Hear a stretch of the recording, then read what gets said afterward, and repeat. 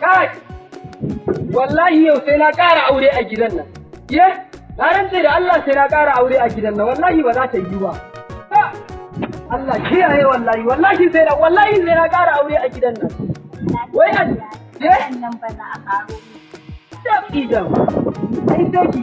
Na rantse da Allah sai na ƙara aure a gidan nan. Ye? Ai sai na ƙara aure.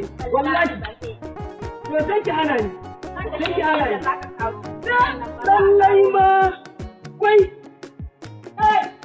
Allah sauke wallahi. Wannan abu sai ko mu gansu a gidan wasu wallahi ba.